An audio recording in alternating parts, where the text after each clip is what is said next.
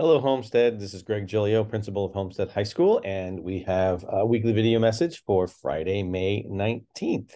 So thank you. We had a little 1 week hiatus there, but I'm glad to be back. We have actually a long one this time, so stick with me. I got a bunch of stuff. I got like 3 pages of shout outs and recognition. So waiting a week kind of helped out and some of the information here. So first off, I wanted to give a thanks to the class of 2003 who came through for their 20-year reunion. Got to give a chance to meet some of them and do a tour of the campus for them. That was really nice. So thanks for coming back and recognizing the old homestead. I got this email as well saying I just wanted to wish you and your staff a great week during the National Teachers Appreciation Week. This was last week. I also would like to thank you and your staff for teaching my 2 kids over the years. So you are welcome. It is our pleasure. And again, always nice to shout out to our teachers and staff.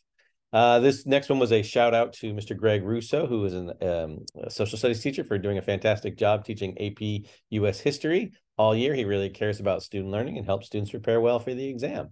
Thank you, Greg. Some more shout outs. We have a congratulations to Chris Grossman, who is a math teacher, who's going to be our new athletic director. Chris comes to us after actually having played baseball at UC Berkeley and had a 10-year career in minor leagues and international leagues. And he also majored in business administration. So excited to have him here. Want to thank Mallory Lance for her service. She's returning back to the classroom. And so again, welcomed Chris, and thank you, Mallory. Also, a shout out to Mrs. Susan Rocha. She's one of our assistant principal. And the statement was just that she's kind to students and helpful. So yes, she is. And thank you for noting that. And thank you, Ms. Rocha. Then there was just a single, shout out to Ms. DeJesus here, who's one of our counselors. And didn't say why, but again, because she's pretty awesome. So I'm glad she got that. This is a big long one that you can go ahead and read, but basically our yearbook and newspaper, the Pegasus and the Epitaph, got 54 awards over 2 different awards ceremonies or recognition things. And so that was pretty awesome. So you can kind of read it here. There was a whole bunch of students that got that. So congratulations to all those students. Congratulations to our 2 advisors, Megan Bridge and Natalie Owsley. Thank you for continuing the excellent tradition of the Pegasus. That's our yearbook, and the Epitaph, our student newspaper. Also want to list the PTSA Service Award winners who were just honored in a meeting this last week, the last general meeting for PTSA in the year. At the honorary service award level, we had our 2 awesome volunteers for robotics. That's Antonio Diaz and Stephen Eaton. They've done a great job over the years, so I'm glad they got recognized. There's also a shout out for the service of Connie Wu and Emily Lucas, who were our grad night party organizers this year, and grad night party has been doing awesome, and they have sold out, and it's looking really good. So congratulations on that, and thank you for all the great work. Again, you can see Raquel De Jesus got a nod here as well too.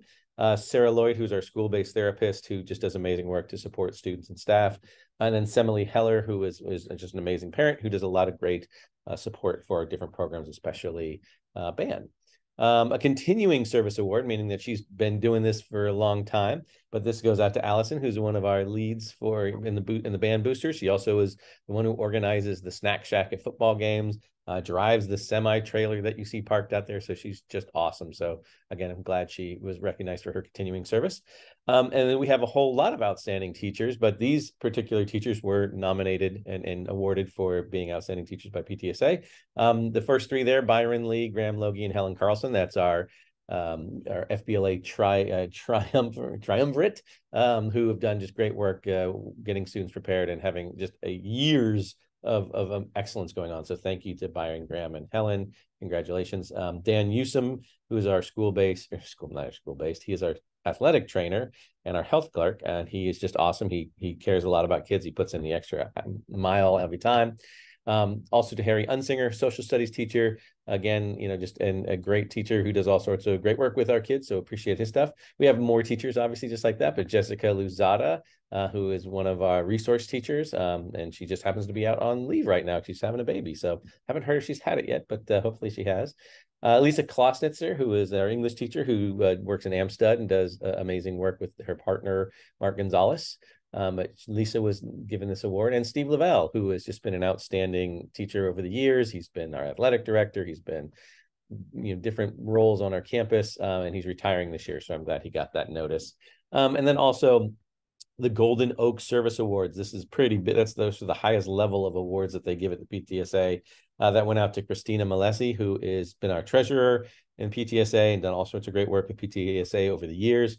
Maya Bronicky, who has been our past president. She continues to do work on the Parent Forum. She does all sorts of great work with Safe Routes to School and lots of other things. I probably sit here forever and talk about the things she's done. But she got a Golden Oaks Service Award, as did Sejal Patel, who has been an amazing parent and done lots of stuff for our school and other schools.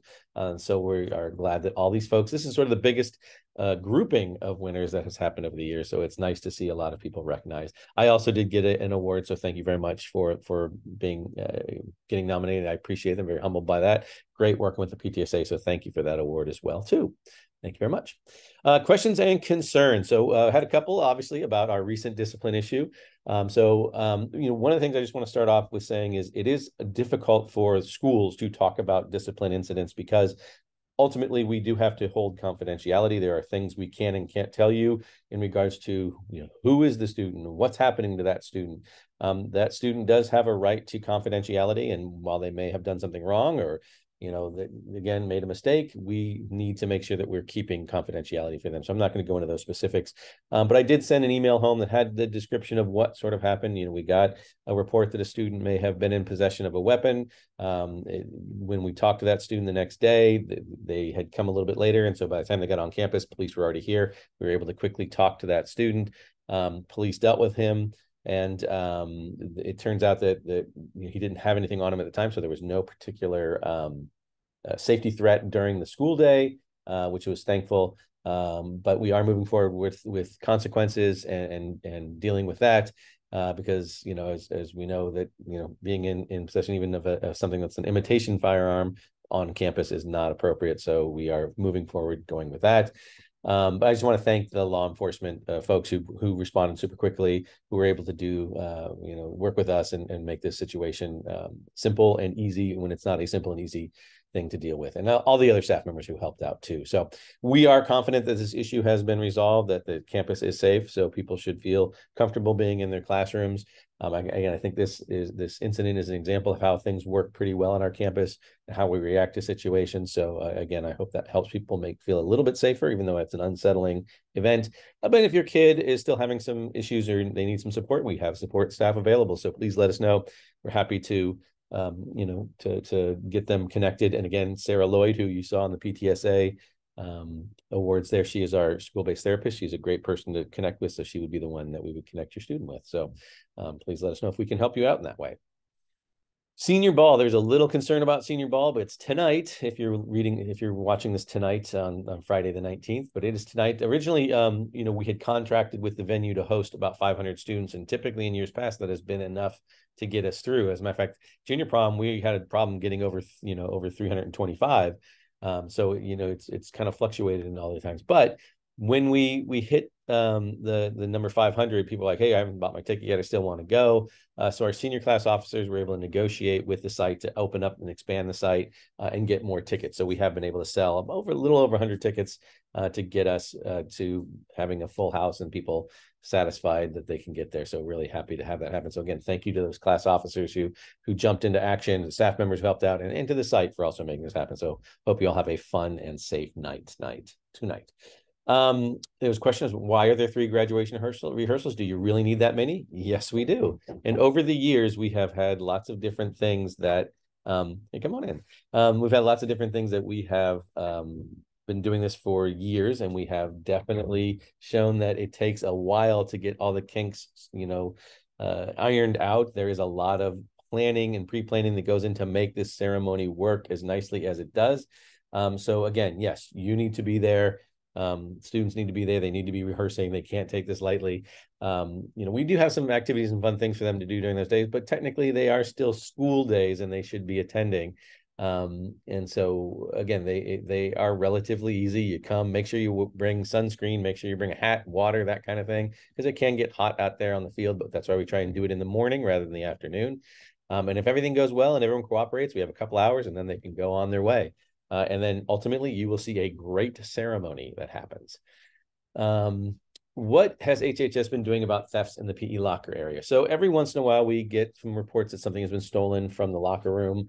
And because it is kind of one of those sites that there's a lot of stuff in there. And if people aren't, putting their stuff in behind lockers or in the locked areas, then we have some incidents that definitely happen. And so we have definitely been having to provide some extra checks through the locker rooms, making sure doors are locked, making sure people aren't propping doors open, things like that.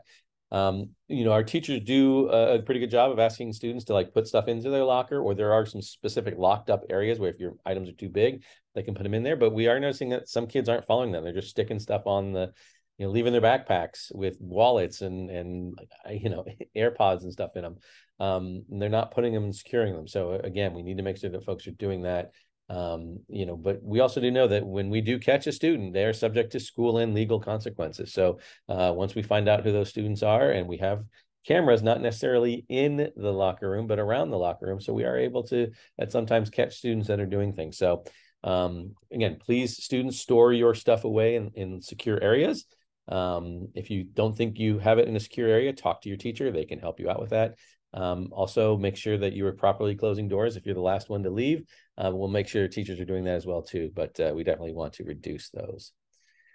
There was a weird little glitch that happened on Saturday, May 13th, where schedules were like all of a sudden populated for 23, 24. So that was not an actual schedule. That was a lot of times what happens is we play with the schedule to make sure we're loading it correctly and that we're getting minimal conflicts. And so we will often load and unload multiple times between now and the end of the year. So why it was open and people could see it, I don't know. And of course, this is the time somehow somebody's looking at it, they see it, and they start emailing people. It's so don't get worried about it. That's not your schedules. They would not be your schedules. There's gonna change multiple times, so don't worry about it. If it pops up again, it's a weird glitch. But again, it is not going to be final until just before school starts. Then we'll open it up for real. So again, that was just some weird glitch that happened. So we have fixed that. And it is no longer an issue. So don't worry about it. This is probably my favorite question of the year so far, but what happened to the red box raisins? The blue box raisins don't taste as good, and yet they're all that's being served in the cafeteria. So I went and talked to Terry Fortson, who's our cafeteria manager, and she actually agrees with you, whoever wrote this, that they're getting comments from others, and she tastes the food because she has to know what she's serving. She thought the red boxes ones were better, but as with a lot of things right now, we are limited in supplies and in terms of what we can get and what people are offering, and these are the ones that are being offered through our supplier now rather than the red ones. But she will take this information back to them and say, hey, we've had a request to get back to that. What can we get back there? So thank you for sending that in. But yeah, your taste buds were confirmed by Ms. Fortson, who was the cafeteria manager. A couple of suggestions and ideas. There have been, we've had some issues with attendance because, again, I think I've mentioned this before. We do have some subs working in a few areas, so they're not as quick as the actual person that does the attendance stuff. So they are trying to catch up on a lot of it. So there have been some delay in some of the stuff here. So I know it's been a little frustrating, but we've been trying to correct those as best we can and trying to support that person as best we can as well too. I guess there are some folks, though, over at CUSD that have used a Google form. So I've brought that up to the attention of both our office folks and as well as the district office folks to see if this is something we can look into. It's a little bit out of my understanding and pay grade, so they're going to look into what CUSD does. And so know that they're going to try and do that. But yeah, right now, everything is hand loaded. And so it does take a little bit of time to get things together. So that's why there's been a delay and stuff. So, but this is a pretty decent idea. I didn't know that they were doing that. So I've checked that out with our district folks, and they're going to look into it. So thanks for putting that idea out there. This one says, can I suggest HHS add more colorful flowers in campus? I think lots of students and parents would be happy to volunteer. Yes, we have been, as we've been doing areas, adding more flowers, sort of native flowers, more trees. That's especially in the quad and the area over by the iHub. Now that we are finishing up the B building and then going to be redoing the library quad, there'll be more landscaping that's put in. So I think you're going to see that there are a lot of stuff going on. So there's going to be some more added color and foliage out there. But there might be some spaces that where some things have either died away, or maybe we need some areas to I can think of spaces at the end of the A building where it's just kind of dirt right now, and we're waiting to get some ideas there. So I'm going to talk to our facilities manager and see if there's some ideas that can spruce up. I'm not going to do any work on that until we get the rest of this stuff taken care of first, because that's really the priority. But that's not a bad idea, and we definitely want the campus to look better. So thank you for throwing that out there. And if we ever do have a planting volunteer kind of thing, we will certainly put out an announcement to see if we can get folks. But we do have a pretty good grounds crew that can take care of that as well. Going to our other info, wanted to send out the graduation leis. Need to get those ordered by 5/26. That's next week. So please make sure that you're using. You can look at the PowerPoint. You can use this calendar or a QR code to get some information. It looks like the white ones are already sold out. So please make sure if you're trying to get those, it goes to a great cause, and the PTSA would love to help make your student look good on graduation day. So hopefully you can use that information to get yours.